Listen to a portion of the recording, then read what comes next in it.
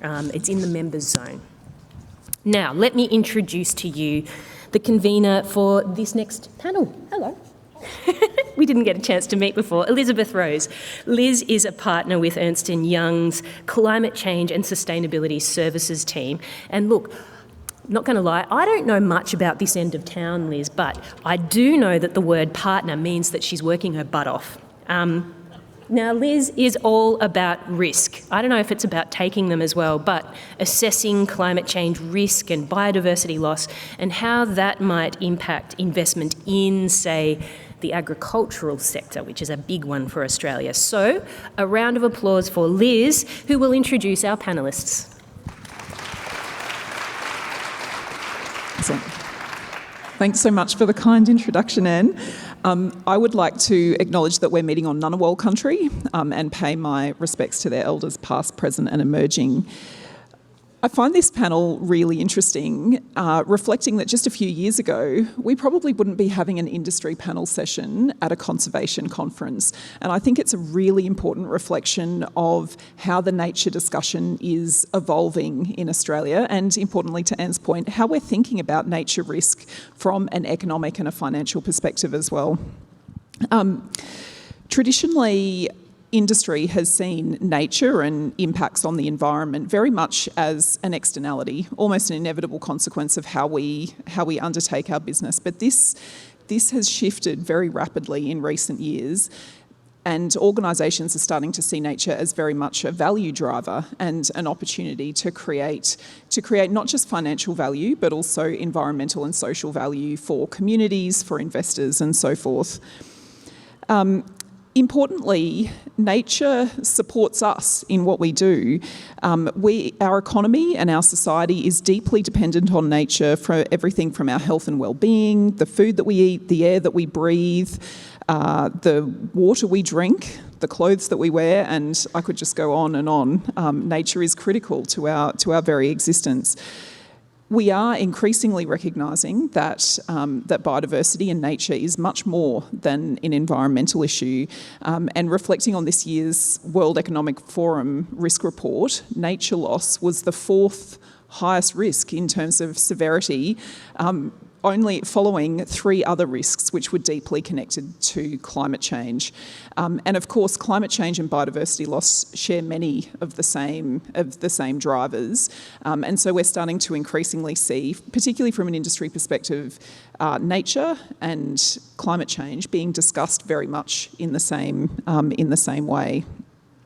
Yesterday's panel session in the afternoon touched on the Global Biodiversity Framework, and one of the targets within that Global Biodiversity Framework talks very much to the role of industry. And one of the framings for this discussion today is understanding how we actually support the achievement of one of those targets, in particular, Target 10. And I'm going to read out Target 10 to you now. Ensure that areas under agriculture, aquaculture, fisheries and forestry are managed sustainably, in particular through the sustainable use of biodiversity, including through a substantial increase in the application of biodiversity-friendly practices such as sustainable intensification, agroecological and other innovative approaches, contributing to the resilience and long-term efficiency and productivity of these production systems, and to food security, conserving and restoring biodiversity and maintaining nature's contributions to people, including ecosystem functions and services. So the GBF has been a significant driver of activity in understanding nature-related risk for businesses and for industry, and importantly is being implemented through frameworks such as the Task Force for Nature-Related Financial Disclosures, and disclosure is being supported through, for example, the International Sustainability Standards Board. So this panel session, and I will move on to introducing our panellists right now, is to explore how these very diverse organisations are considering nature within their businesses, and considerations such as risk management, governance, decision making, and so forth. So kicking off the introductions, I would like to introduce Beau Carne, who is the CEO of the Aboriginal Sea Company.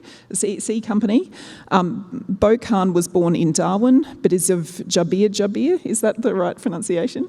close, and Bardi descent from the Dampier Peninsula in Western Australia. He is the Chief Executive Officer for the newly established Aboriginal Sea Company, which is made up of membership from across, I'm going to struggle again, the Anindalakawa, almost, Tiwi and Northern Land Councils in the Northern Territory. Prior to this, Bo has had significant roles within the Northern Territory government. Kristy Graham is the CEO of the Australian Sustainable Finance Initiative, which was established following the collaborative effort to develop the Australian Sustainable Finance Roadmap. And ASFI works to create a financial system in Australia that can support a sustainable, resilient and prosperous future for all Australians. Jason Strong is the Managing Director of Meat and Livestock Australia and has more than 30 years of red meat and livestock experience, knowledge and connections from the farm through to the end consumer in both domestic and international markets. He's worked with MLA recently on some really exciting sustainability initiatives, which we're looking forward to hearing about today. And Chris Brace is the General Manager of Growth Futures for the Yarra Valley Water. Chris has worked in the sector for over 20 years and brings a passion for engineering excellence, care for the environment, and a people-first mindset to everything that he does. So thank you very much, everyone, for joining us today. I might start off with a question for you, Bo.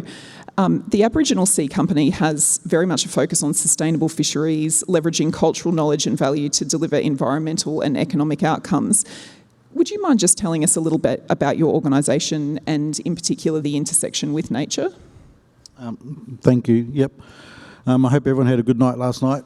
I certainly did, but yeah, I guess for me the biggest remit that I've been given from my board is that when the government came up with all these management models and issuing of licences, no one sat down with traditional owners and said, hey, we're going to do this, what do you think about it? They just went ahead and did it and realised they had issued 200, 400 barramundi licences, nearly wiped out the stocks, and this happened right across not just Australia, a number of places around the world. The Orangeraffe fishery in New Zealand, for example. So basically, even with the science behind, no one thought that you could wipe out a fish stock because the ocean's too big to kill everything. So what's happened is my board's basically said, for us to have a greater say in the management, we need to buy into the industry, and then we've got a stronger voice. So that's what they've done. We've been operational since June last year, so that's 16 months. We bought 11 crab licences, so we're the largest owner of mud crab licences. I'm the deputy chair of the crab licensing committee, but that gives us a voice in how the operations work now. We can influence change in the industry and lobby government about changes on the Act as well. So barramundi is another big one we're concerned about. Rather than not buy in, we've actually bought into barramundi. We'd like to see if we can change that to move away from gill nets and come up with other fishing methods. So that's a strong one for us. And I think having the biggest part is that Aboriginal people in the Northern Territory actually control access to the intertidal zone under the Aboriginal Land Rights Act. 87% of the coastline, people require permission to enter waters overlaying Aboriginal land. That's including, the intertidal zone. So it's pretty big for commercial fishing, fishing tourism and recreational fishing. Excellent. Thanks so much, Bo. And it's really interesting to hear the importance of having that Indigenous knowledge and that voice at the table to drive change from a sustainability perspective.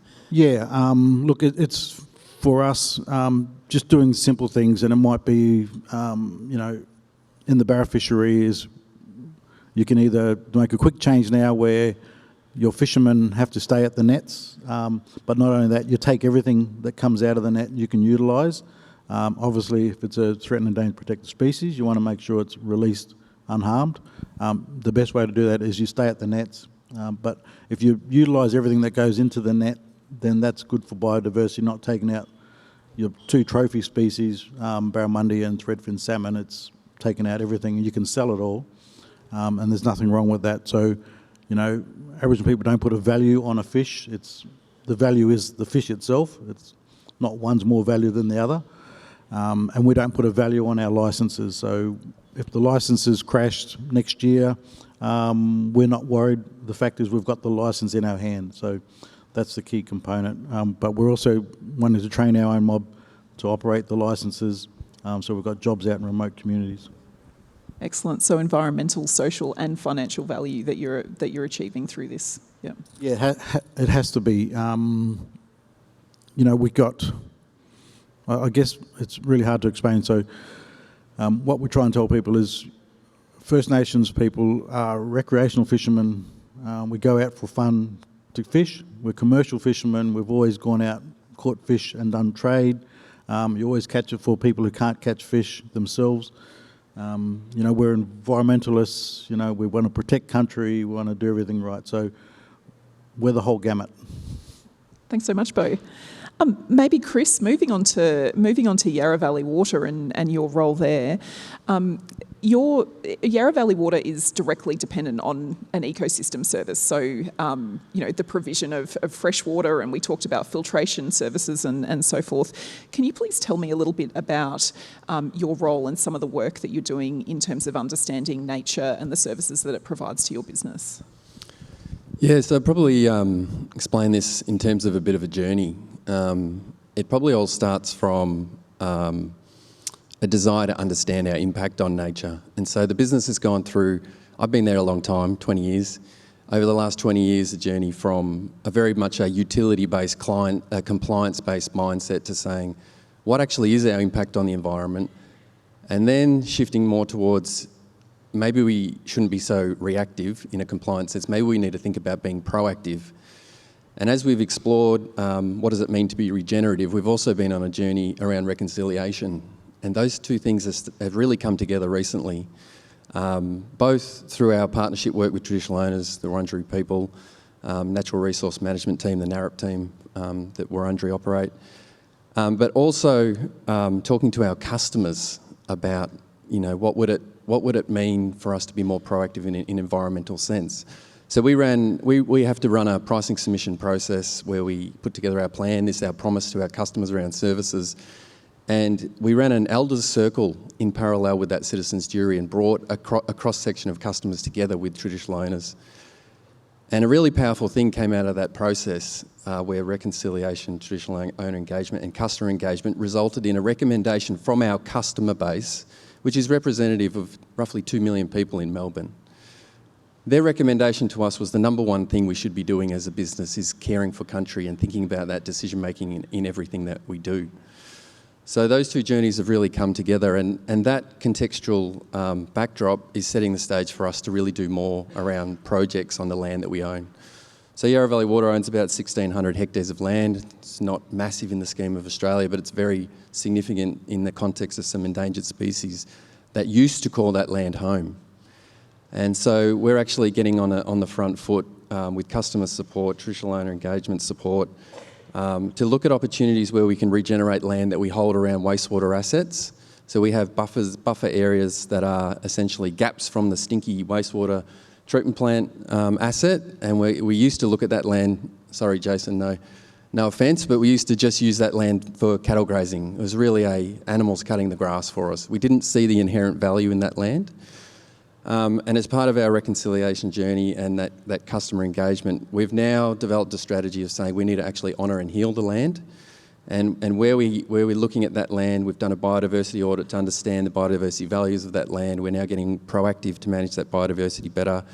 There's a little stand out there talking about one of our really key projects that we're doing, where we're regenerating habitat for the helmeted honeyeater and the lowland leadbeater's possums. So these are species that are right on the brink. And it's a 35-hectare project, but we think it's really, really important. There's only about 40 lowland leadbeater possums left in the world. There's only about 200 to 250 helmeted honeyeaters. So we're partnering with this sector. We're really pleased to be invited into this conversation. And we think that the utility sector is probably a sleeping giant in unlocking a whole lot more land. So we're one of around about 20 water utilities in Victoria. And so a lot of the other water corporations are doing those biodiversity audits, understanding the assets that they have and that they could do more for. So I'd really encourage everybody in the audience to think about engaging with that sector both locally. And then this conference has got me thinking about, okay, we're water utilities, but what about the broader utility space? If we start talking to energy, etc., they're going through a transition where a lot of their land is becoming available because they're transitioning between different types of asset class. I think it's a real opportunity. So, yeah, that's a little bit about what we're doing and the possibility that we see for the broader utility sector. Excellent. Thanks so much, Chris. Jason, I might move to you next. So MLA represents one of Australia's most lucrative agricultural commodities, agricultural activities, and you're highly dependent on nature. You're also custodians of a very large area of Australia as well. And I know that MLA is doing some really interesting work in understanding your impacts and dependencies on nature, and in particular some really interesting partnerships. I watched Landline the other day and saw that really exciting project. Do you mind telling us a little bit about some of the work that you're doing, and in particular from a nature perspective? Yeah, and it's a really interesting conversation about the connection between industry and conservation or the environment organisations, and you'd have to wonder why the conversations haven't been more closely connected historically, because the activities of either are so integrally connected with the others. And I think one of the challenges that we see is that we end up making decisions in isolation of either those that have responsibility or those that can actually really make a difference. And that gets us off on the wrong foot. And we hear a lot about the things that need to happen without a conversation about what's already happening and can demonstrate benefit. And the project that was on Landline the other day is a perfect example, and we've had a lot of really positive press about that project, but it's one of the largest projects we're currently doing. It might even be the largest project we're doing in this space, or that we have done in this space. We've invested a lot in the last 3 or 4 years around sustainability, and particularly towards the carbon neutral by 2030 goal. So about $150 million so far has been invested in research and development and things that can drive practice change that improve productivity and profitability at the same time as improving the environment. But ironically, the project that was on Landline was all about demonstrating things we're already doing. And I think this is one of the big challenges that we've got to very quickly get past, where we have a need, or we have an interest, or we have a commitment to making things better from whatever side we're coming from. Our first question, and it's a bit like what Bo was saying about understanding, our first question is we want this to not be detrimental. We want this, our perception is we want it to be better, but maybe the reason why we want it to be better is because we don't understand what it does already. And I think that's one of our biggest challenges in how we get better connected and more closely aligned with how we create an environment going forward where we can still be profitable and productive, because we've still got to feed people and we've still got to pay for all of this. We've got to have intergenerational sustainability. We've got to have people coming behind us that are prepared to do both of those things, and we've got to leave the environment in better shape. And the work we've done so far, if nothing else, it's proven that you can actually have all those three things.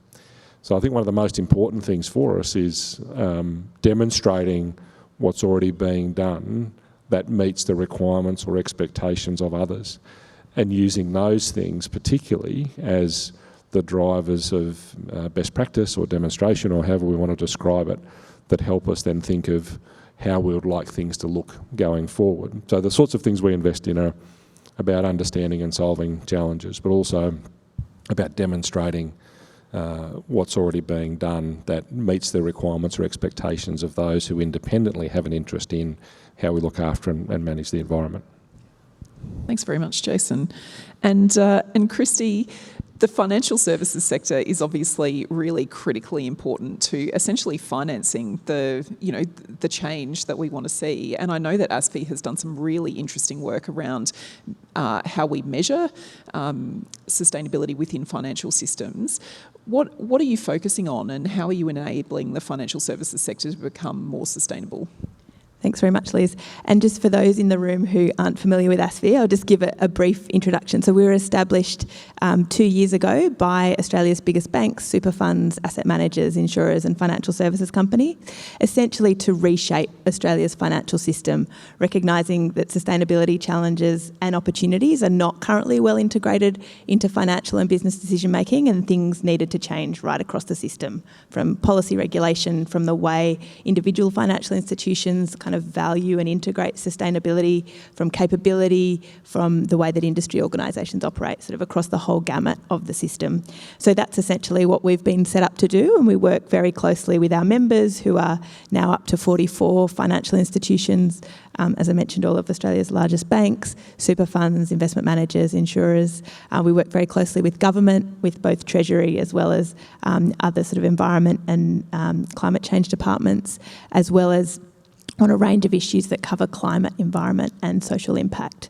So in terms of the work that we've done on nature, when we established was also at around the same time as the Task Force on Nature-Related Financial Disclosures was setting up. So internationally, a group was formed to develop guidance for reporting on nature-related risks, dependencies and opportunities as well. So that framework was very much being developed at a global level. The Australian government supported the development of that framework, and off the back of that we saw a great opportunity to build capability across financial institutions on nature as sort of an emerging issue. I think it's probably fair to say that climate is very much the leading sustainability issue, both from a risk and an opportunity perspective. But as you mentioned in the introduction, Liz, nature is increasingly being considered as part of climate in terms of the solutions as well as the risks. But there's still, I would say, relatively low levels of capability understanding of some of the nature-related impacts and risks and dependencies.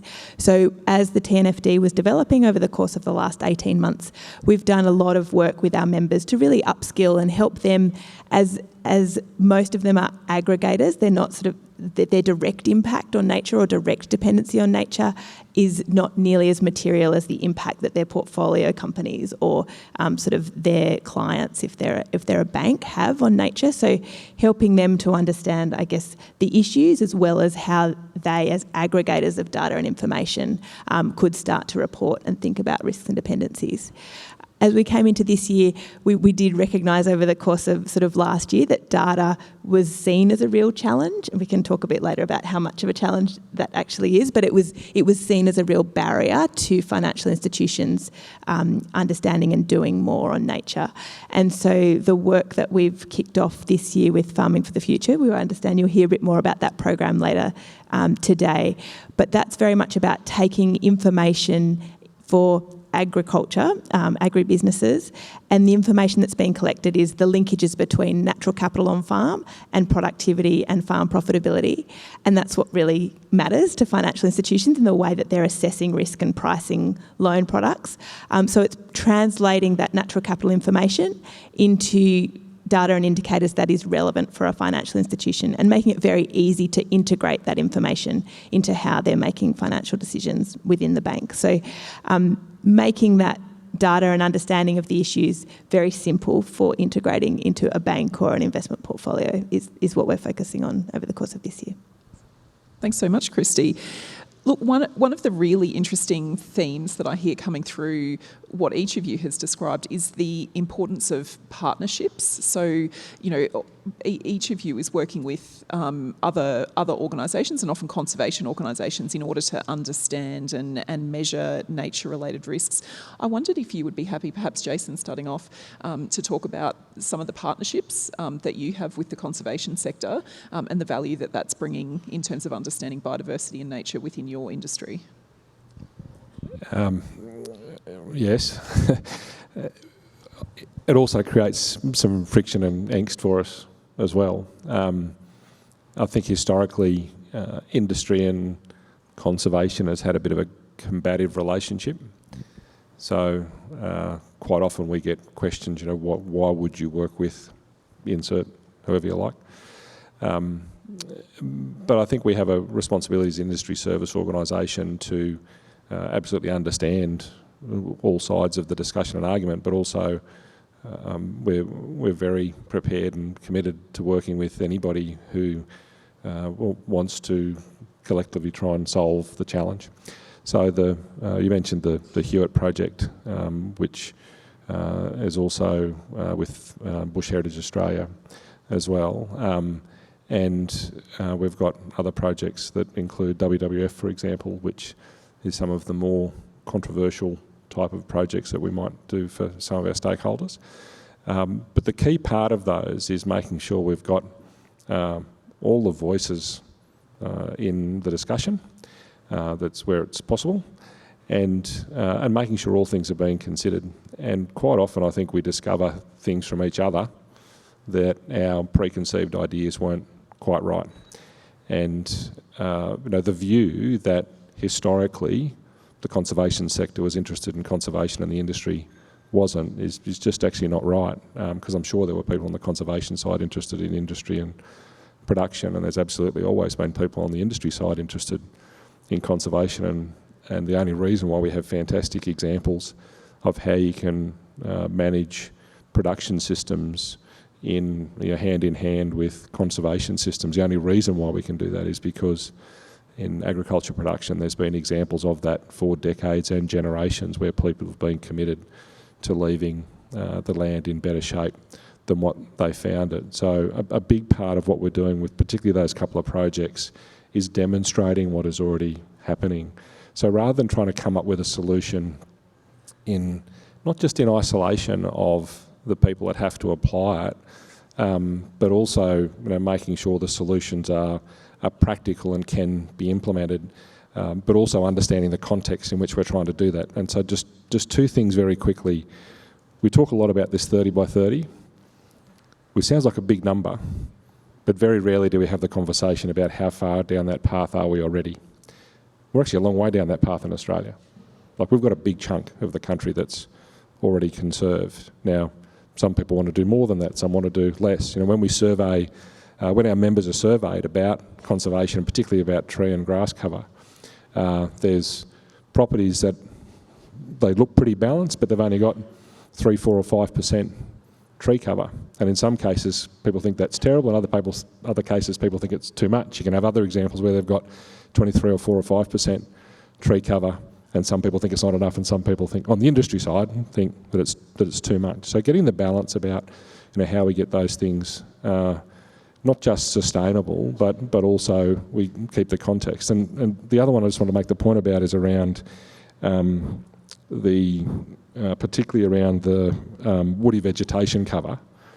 And the policies that we've had in place and the practices that we've had in place over the last 30 years means that the woody vegetation in Australia is the same as it was 30 years ago. Now, we can isolate on very specific areas and cases and practices and say this is suboptimal or this is fantastic, but overall the coverage is the same as it was 30 years ago. Now, I'm not making a judgment about whether that's right or where we want to be or where we want to end up, but getting context around what actually exists already, and when we're thinking about long-term intergenerational conservation, intergenerational sustainability of our industry and the environment, how do we make sure the things that we're focusing on allow us to be profitable and productive, have intergenerational sustainability and leave the environment in better shape? And we can absolutely have all of those three things. Thanks very much, Jason. Maybe Bo, moving on to you. I am keen to again understand the role of partnerships in your organisation, and I do understand that you have deep relationships with government, for example. How are partnerships helping you to understand and deliver a sustainable business for the Aboriginal Sea Company? Yep. So I was lucky enough to work with NT Fisheries for 17 years. So I've got a good relationship with fisheries, and that certainly helped out with, they basically handed over a program. I asked the director over a coffee and he said, yeah, you can have it. So, and that's the Fishing Mentor program. CRC North Australia also gave us some money to expand that program. So they go out, teach people in communities how to fish basically commercially. So that way, when we do get the licences, we can rely on people out remotely that want to utilise. That's one. The other one is the North Australian Indigenous Land and Sea Management Alliance, and NAILSMA. They've been a very close partner with us. We're coming up with a way we can help manage feral animals. What's that got to do with fishing is that, as I said, we're the largest owner of commercial crab licences, so we own about 1/4 of the licences across the NT. The crab industry uses 7.5 tonne of fish that we catch in the ocean to put in our crab pots, when we could be using 7.5 tonne a month of feral animals off the land. That then helps reduce the impact of those feral animals on the land. And then you're supplying somebody with a job as well. So we'll contribute $3 a kilo towards that, because that's what we pay if we're not getting fish. So just simple little things like that we think we can change. And that's what our aspirations will focus on. Excellent. And it's really interesting to understand as well from a partnership perspective the value coming from capability and capacity building, which I think is another theme that I've heard as well. Maybe Kristy, handing to you, partnerships is obviously critically important for an industry representative body. I'd be keen to understand how it is playing out for ASFI. Yeah, partnerships and collaboration are absolutely core to what we do and how we work. And any organisation trying to really shift the system, as many of you in the room are doing, you can't do that alone, particularly some of these complex challenges. So all of our work, we partner with other industry organisations, we partner with universities, we partner with government, and that ranges from kind of formal partnerships where there's sort of funding arrangements attached to much more informal partnerships. And I would say the insights and the information and, you know, just the ability to think more creatively about how to shift, you know, what's a big, fairly traditional beast of the financial system is invaluable. Conversations that we have with Jodie from Alco and others here in this room always kind of leave us with different perspectives on some of the issues that we're also trying to tackle, as well as the diversity of financial institutions that we have, not just in our membership, but that we sort of engage with and work with across the financial sector. There's a fair bit of similarity, but there are also some differences between, for example, a super fund, a bank, an insurer and a ratings agency. So having that whole of sector perspective also really helps and supports the engagement that we have with government. And that wasn't something I mentioned earlier, but the bringing a private capital perspective into policy discussions, particularly as sort of the current government is very much working at a rate of knots to make some changes to environmental policy, has been really valuable. And again, collaborating and coordinating with NGOs, with environmental organisations, with universities in that brings a huge strength to that coalition that goes and asks for things from government as well. Thanks, Kristy. Chris, you touched on partnerships as part of your description of your work. I was wondering if you could give us a specific example of partnering with. You talked about communities, conservation organisations. Could you give us a specific example of something that you're working on? Yeah, basically, the Upper Yarra Regen project is a partnership with everyone. It really came about from community engagement. It was actually people who were taking nature-based education tours of the treatment plant who said, "Did you know your land here would be suitable for helmeted honeyeaters and lead-beaters possums?" We said, "No, we didn't know that." And so then they put us in touch with the experts that could really help us understand that potential. They've linked us up with Zoos Victoria, so working with the amazing Dan Harley. If you're going to bring back endangered species and whatnot, you need that zoological expertise. We don't have that in-house. We've brought Greening Australia into the mix to help us with the wetland concept design. We've got engineering design partners like Jacobs who are helping us, and they're actually discounting fees for this kind of work because they see the impact that it can have, and so that's really beneficial for us. We don't have the full amount of funding for the project just yet, so we do need funding partners. We've actually got some philanthropic participation, which is really positive. But essentially, it's just partnership from the ground up. We actually do have our first zoologist on the books at Yarra Valley Water, which is a bit of a rare thing. How much zoology she'll be doing is a little bit uncertain, but we just can't do what we would like to do and like to see happen on this land to really honour and heal it without partnering with this sector. We need that capability brought in, yeah. Excellent, thank you. And I do have a question actually, Chris, which I might ask you now, which is around the importance of governance. So when we were chatting prior to the session, you talked about the really critical importance of the tone from the top in terms of driving what Yarra Valley Water is doing. Would you mind touching on that for us? Yeah, so we've been really fortunate to have an amazing board. As an executive, a lot of people I talk to in executive circles are quite amazed in the way that our management team relates to our board. A couple of them might be sitting in the audience who have been very positively beneficial. So when I was going to the Friends of the Helmeted Honeyeater and the presentations by Dan Harley around the recovery programs for the possum and the bird, I was very clearly sort of sitting there going, we're the pipes and pumps and tanks people. We're not really the regen people. But having a few conversations with board around the potential and the possibility, and also having two Indigenous board members on the board who really brought a tone and questioning around what could care for country mean for the whole of the organisation. It just really reinforced some thinking that we've been having within the business around comply, less impact, regenerate, what comes next. That we now vocalise a lot more inside the business. We are part of nature, and I bristle a little bit when I hear in this conference, half of Australia's, services and GDP comes out of nature. No, it all comes out of nature, and so we are really, really reinforcing that in the business, and that tone from the board all the way down. It's resonated through the state government with their biodiversity strategy. So when we talk to the DepSec and whatnot, they're very supportive of the work that we're doing. So that has been hugely empowering, and where we sort of felt previously we were taking a little bit of, stretching the remit of what our business is, we're starting now to think about, no, this is actually core business. And I come from an engineering background, and engineers like following rules and they like frameworks, like asset management frameworks, and so I'm starting to think about how do we go back to ISO 55000 and say there's actually another level of maturity in that, which says, how are you looking after the land? How do you understand the history of the land, the biodiversity context of the land, and what are you doing to look after that as part of your asset management strategy? It's not just a paddock that has no value. It is nature. We're all in nature all the time, on country, etc.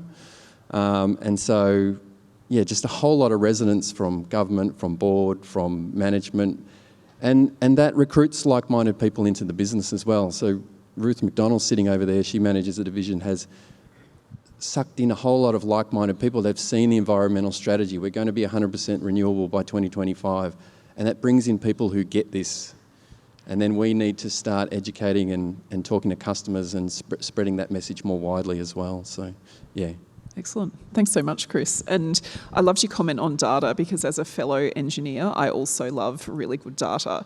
And I think one of the things that I'm really keen to touch on as part of this panel session is, of course, the barriers to integrating nature-related decision-making into corporates. And I think data is probably one of those big, one of those major barriers that we have at the moment is understanding and measuring the outcomes that we're getting, particularly as we tie that into business decision-making. I wondered, maybe to you, Kristy, in the first instance, would you mind talking about some of the barriers that you've come across from in terms of integrating sustainability into decision-making? Yeah, sure. And I think the data challenge comes up constantly. I actually think that's connected to capability and understanding of the issue. So a lot of organisations will say we don't have the data, but they're comfortable using data with equivalent confidence levels or equivalent kind of sophistication for other issues that they're more familiar with. So data is definitely constantly raised as a challenge, but I think you can overcome that, and many of the people in this room are very comfortable and understand kind of how you would measure different elements of biodiversity, for example. It's just that financial institutions, in terms of the organisations we deal with most, aren't as confident and comfortable with the underlying concepts and the issues, and so therefore have a greater level of hesitance or nervousness around the data that's coming out. But I do think that's a problem. People are concerned, particularly with regulators focusing on greenwashing and corporates being able to back up any sustainability claims that they make. There's a real focus on how do we confidently bring the evidence we need to be able to make the claims in this area in particular. So I would say capability and data is one of the challenges.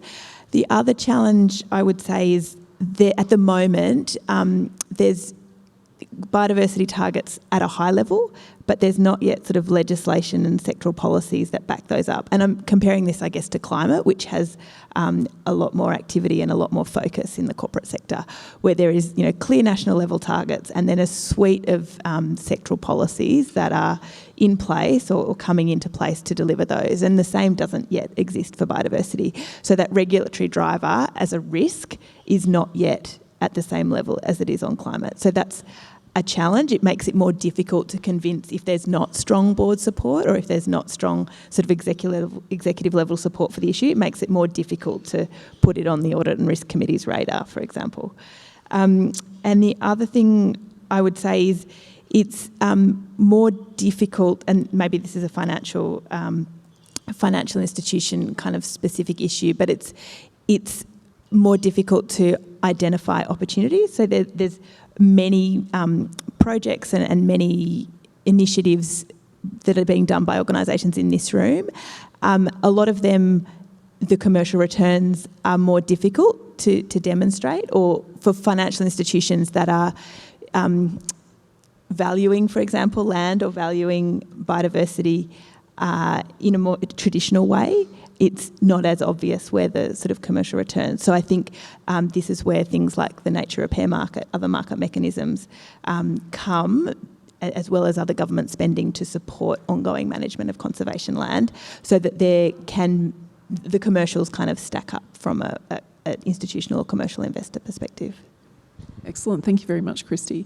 Bo, maybe asking you to reflect on that question around some of those barriers to integrating nature-related decision-making into your organisation. I know that fish are notoriously difficult to measure, and so I would be interested to understand, how you're measuring nature and enabling decision-making in that area. Yeah, sure. So for us, it's, I'll use an example. So the barramundi fishery in the Northern Territory, from what we understand, it's not even being fished at 10% of the stock. Sustainable fishing would be 60%, so it's very well underutilised. Does that mean that we want to fully utilise this? No, it's but we think if we could, fish to 20% of it, and then have an agreement across the industry to say let's just cap it at that. And then allow industry to be more innovative in how we harvest those fish in ways that we're not interacting with threatened and endangered protected species. That then puts it back to us as an industry and our industry counterparts to, think outside the box. It's not all about gill nets. So, but it's really making sure everyone understands the data first and foremost. The other thing is, for mud crab, just very quickly, is there's a mud crab that's sort of progressing across from Western Australia. Northern Territory call it cheeky crab. It's a smaller one, very aggressive.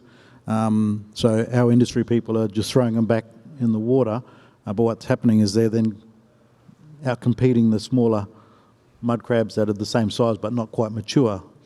So their abundance is increasing anecdotally. So I've asked fisheries if we could do an abundance study on that to understand the data. So we're hearing it. What's the data say? And then just quickly, finally, is everyone tells me, as an Aboriginal Sea Company selling seafood, your market's going to be fantastic. Everyone wants to buy Aboriginal foods. And I said, I haven't seen the evidence to that. I want that. You show me the data. Show me the evidence that supports that, and we'll brand it as Aboriginal caught seafood. But until I see that, it's just going to be seafood. So. Yeah, that's a really interesting one as well. Jason, I might move, rather than talking about the barriers, I might actually ask one of our audience questions now that I've got the iPad working again. What do you see as the silver bullet for achieving the carbon neutral by 2030 for the red meat industry? Specifically asking around soil and vegetation carbon storage or feed additives like Asparagopsis. Yeah, so there's no silver bullet. Very disappointingly, there's no silver bullet. It's even, in some ways, it's quite the opposite. It feels like we're building a plane as we're trying to fly it. And I think this highlights some of our challenge. While we've made, as an industry, we've made massive progress since the 2005 baseline, reduced emissions contribution to the inventory, our contribution by nearly 65%. What we actually do next and how we embed that is really challenging. And those things you mentioned are really good examples of the components that are going to make up the solution. So what we'll end up with is we'll end up with a big suite of solutions where on an enterprise by enterprise basis you can pick and choose the things which are impactful. Things like supplements are incredibly important because they reduce the amount of methane being produced. Most importantly, when we think about Asparagopsis or Bovia or those, so we've got synthetic and natural supplements, the most important thing about those is we have evidence that we can feed an animal a supplement and reduce the methane it produces by about 90%. We didn't know that 10 years ago, but now we know that's possible. The commercial organisations will work out how to apply that. But what I think we're focusing on as much as anything, and the soil carbon's a good example, where there's this scientific debate going on about soil carbon sequestration, and is that a good solution to capturing large amounts of carbon? Is it a good solution to how we manage the livestock industry's contribution to the inventory? So the way we think about soil carbon is a bit different, that more soil carbon is good. Now, whether you think about that from an environmental point of view or not, practically more soil carbon means higher water holding capacity, means you get better utilisation of all the rainfall that you get a better ground cover, so we're protecting the soil better, you get more biomass, you actually get increased productivity, you're able to manage your enterprise much better. All of those productive benefits are things that we can get on board with straight away while there's a scientific discussion going on about the value of soil carbon sequestration. Sadly, no silver bullet, but working on this portfolio, breadth of solutions that hopefully will end up with any combination of those things being attractive on an enterprise by enterprise basis. Excellent. Thanks very much, Jason. Moving to another question, which is for you, Kristy, and this relates to materiality. Specifically, does ASFI advocate a double materiality approach in Australia or a narrow single materiality approach that focuses on nature risk to companies instead of risk to the communities? And I just wonder whether you could explain for the audience what we mean by double materiality, because I realise that's something we probably talk about as industry, but may not be quite so familiar to the conservation sector. Yeah, absolutely. So the idea of single materiality is there a risk to the financial value of the company or of the entity from nature? The double materiality is what is the impact of the company and its activities on nature. So the idea of single materiality is very much financial value of a company focused, whereas double materiality also looks at the impacts that a company or a business is having on nature. So very interesting, kind of global debate on this, with the US very firmly in the single materiality camp, Europe firmly in the double materiality camp. What that has meant is that international disclosure standards, and for people who, again, a bit of jargon, disclosure is essentially making information public for the market so that stakeholders, but particularly investors, have that information and can use that on which to base investment decisions. So disclosures are really critically important for giving finance, both banks and investors, the information they need to allocate capital to those activities that are both managing their risks but also reducing their impacts and contributing positively to nature or other sustainability issues. So the International Sustainability Standards Board, which is the global standard setter for sustainability reporting, has taken a single materiality approach with the intent that that is a global baseline for sustainability reporting. What many jurisdictions, including Australia, is doing is for the impact of an organisation or an activity on nature is developing what's called a taxonomy, which is essentially a set of definitions for activities that gives credibility to sustainability outcomes that an activity or a business is creating. So in Australia, in the work that we're doing at ASFI, we're very strongly pushing for both of those things. So disclosures for risks on the single materiality side, but also a taxonomy for the impact side, and a clear set of definitions about what activities are sustainable and what are contributing to environmental objectives, including climate mitigation, adaptation, biodiversity, broader environmental objectives. Our partnership with Treasury at the moment is to develop an Australian Sustainable Finance Taxonomy, which is all about the impact and trying to get more capital flowing to those activities that have a positive impact on environmental objectives. So, short answer, we're very much focused on both. And I might just ask you a follow-on which ties into that, which is around greenwashing. And I wondered if you could specifically comment on the role that taxonomies, for example, play in reducing the risk of greenwashing by corporates.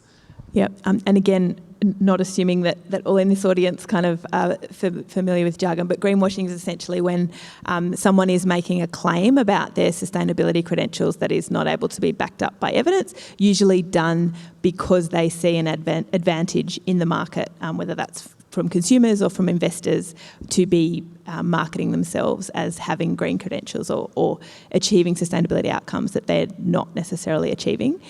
Over the last 12 to 18 months, I would say both the ACCC and ASIC have been very focused on greenwashing and have put out guidance, have taken court actions both against sort of financial institutions, finance sector players, as well as other businesses who are making claims that aren't able to be backed up by evidence that they are achieving or that their products don't have those sustainability attributes.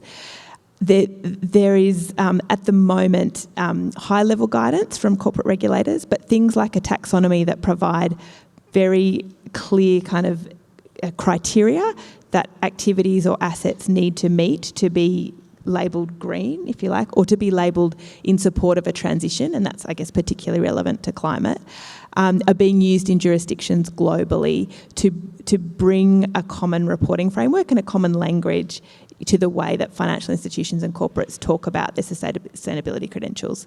And that's, I would say, one of the key reasons that Treasury and ASIC are very keen in the work that we're doing with them to get an Australian taxonomy up and running, so that there is that consistent, credible framework that financial institutions and corporates can be using to talk about the sustainability credentials of their activities across not just climate, but ultimately across biodiversity and other environmental objectives as well.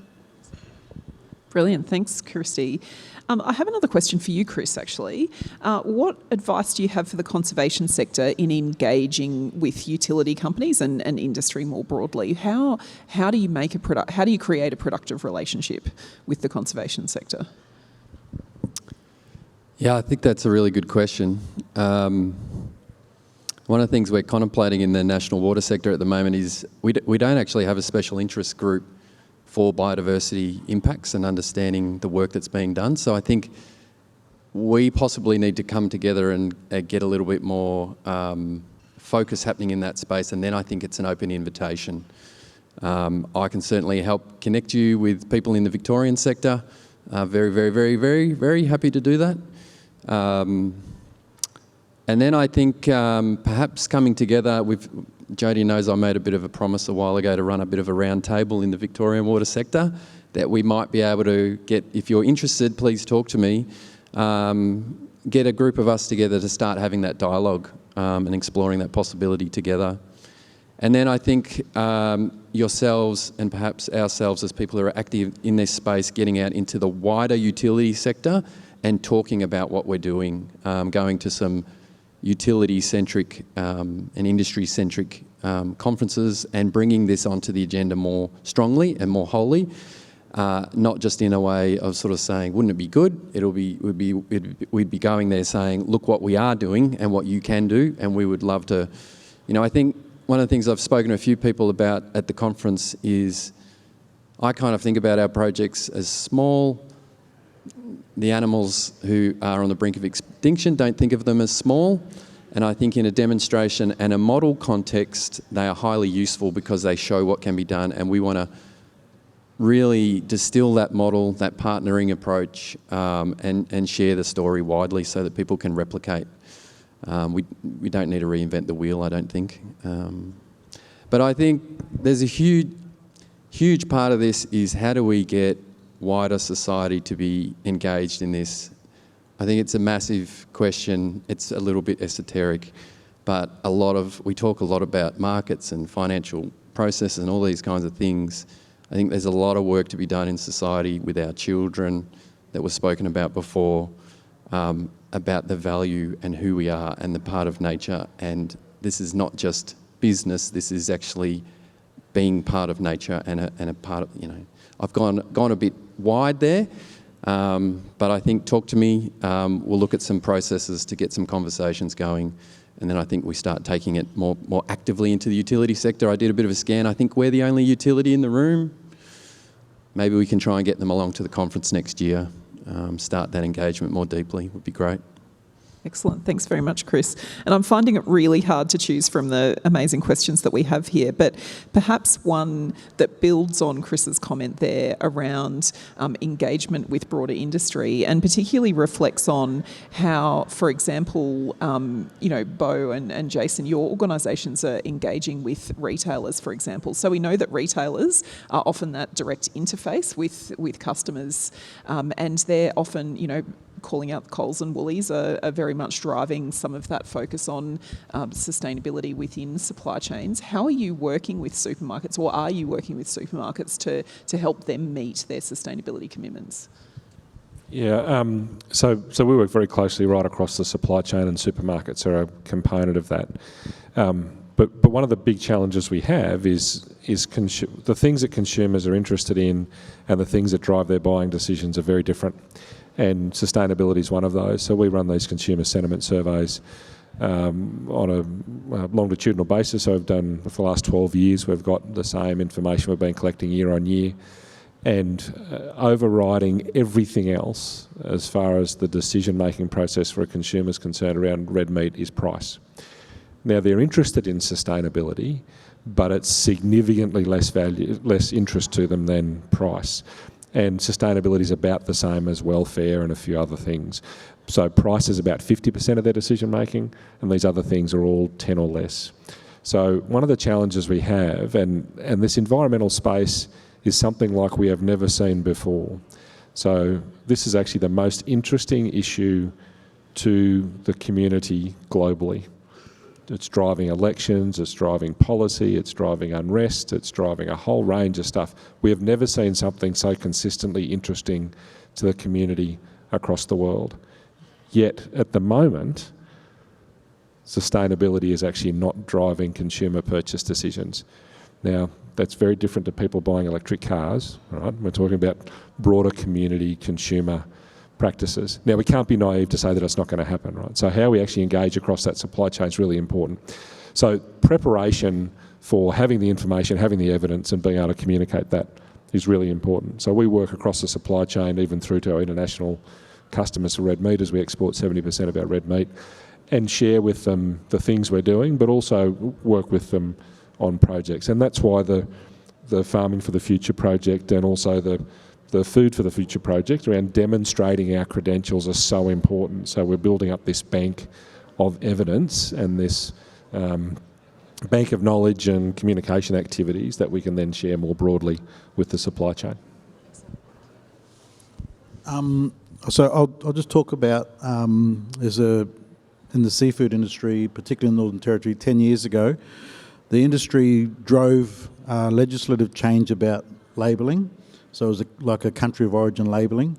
So in the Northern Territory, it was the first jurisdiction in Australia to do it, is that anywhere you go to buy seafood, it has to say whether it's imported. If it doesn't say imported, that gives you the assumption that it's Australian seafood. So you could go to a takeaway shop and they've got seafood in the fried rice, it has to say imported if it's from overseas. So that's a really big driver. So what that's done is that anyone from the Northern Territory, when you go interstate and you go and buy seafood somewhere, the first thing just automatically we ask is, where's the seafood from? And the majority of the time the staff who's serving to you don't even know, so they'll go and ask, and I won't buy it unless I know where it's from. My understanding is it's going to going to Parliament shortly, is to legislate country of origin labelling across Australia. All the states' industry, seafood industry players have signed up for this, so this will be a really good change. It's not meant to do anything other than give people the option to decide if they know where it's from, and then they can do their own homework about the origins of it. Excellent. No, that's great. Back to data again. We really need good data. Now, I'm conscious that we only have a couple of minutes left, and so I would really like to ask everyone for their final comments on the one thing that we can do to drive greater collaboration between industry and the conservation sector. What's the one thing that we can do that will drive greater collaboration and greater impact? Do you want to go last, Jason? No, okay. You can tell it's a hard question when everyone tries to hand someone else the microphone. I think it's a question we ask up front. So forget this is about conservation and industry, but so often when we get passionate about something, we start by saying we want this to be better before we fully understand what's currently in place now. And we want our environment to be sustainable. We want to improve the way that we interact with our environment. But understanding what we all do to start with is one of the most important things we can do, because then we might find that we're going to be building our future from a much stronger and better position than where we expected. And that's a key part of what we're investing in with these couple of projects, about demonstrating the credentials of the industry now. We're very conscious of the things that are challenges for us in the future, but understanding this starting point and how we can actually collectively build on that rather than it being a combative starting position, I think is incredibly important, that we're all trying to do the same thing. Yeah, look, it's not so hard for me. I think my board always remind us this is part of our DNA. We actually want to make change. That's why we're investing into particular industry. So we think we can do it more sustainably.